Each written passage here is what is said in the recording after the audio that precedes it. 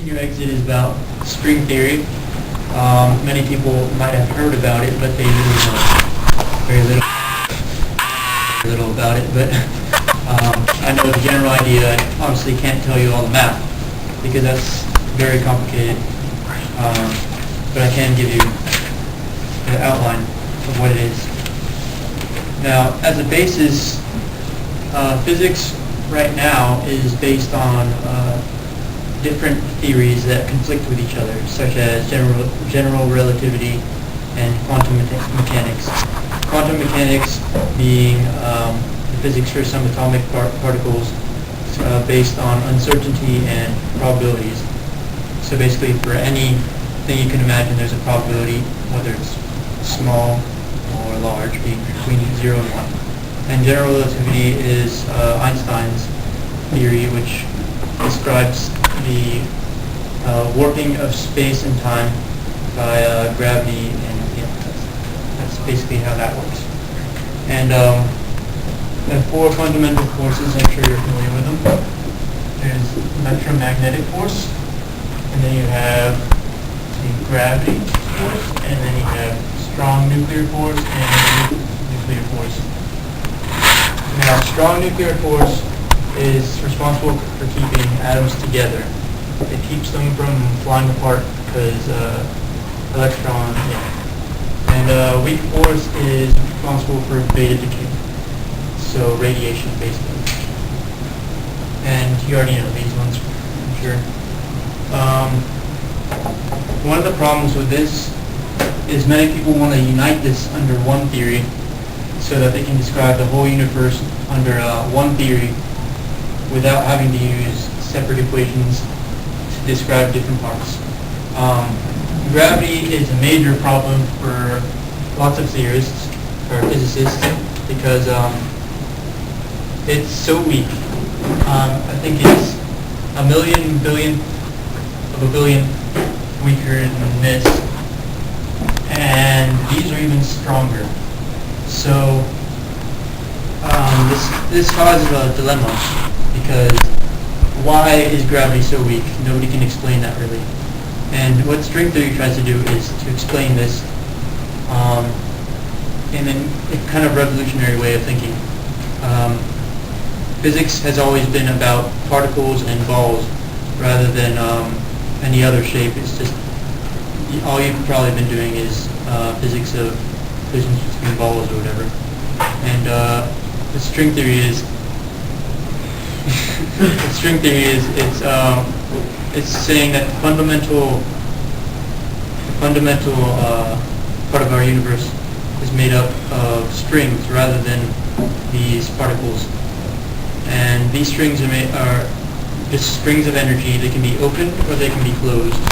And depending on their vibrations, they look like either certain particles such as fermions or bosons.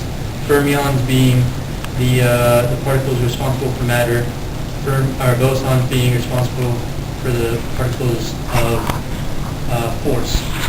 I'm not sure whether you've heard of this before, particles causing force, but that's indeed what people believe now, and they're trying to prove this in laboratories. They got the LHC running now. They're going to try to find that, among other things. And for gravity, this messenger particle of force would be the graviton. And for the weak force, it's got three actually. It's got the Z particle, the W minus particle, and the W plus particle. I'm not going to explain what the difference is between those, but yeah, and strong has got gluons, and electromagnetic has it's got photons.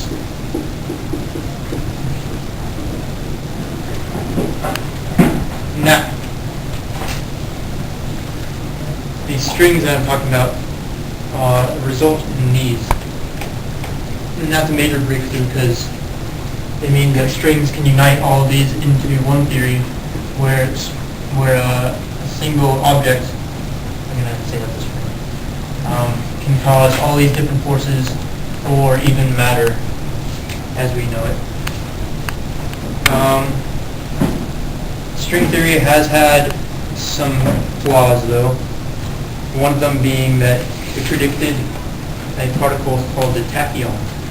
Now, the tachyon is basically a menace to physics because what it predicts is that this particle travels faster than light at all times, and that it has probabilities lower than 0 and higher than 1. And so basically you can understand why that makes no sense whatsoever. Now, this is when string theory is first coming to the foreground, and people criticized it for this a lot, for obvious reasons. The other thing it predicted was a massless particle, and they had no idea what this could be, because what's a particle that's massless? Doesn't make much sense either. But eventually, thanks to the work of several physicists, they found that this massless particle was the graviton, the particle responsible for gravity.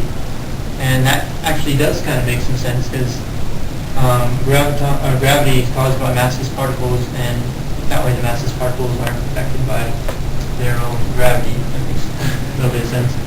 Now, the tachyon was eliminated just by reviewing the math and by applying different types of techniques. I can't really tell you what those are because it's pretty complicated, but and also with this review of the theory, it ended up describing quantum mechanics with gravity. Now, gravity and quantum mechanics never worked together, and with this theory, they were able to do that. I'm pretty sure they call this supergravity theory, and then they were able to integrate that into string theory.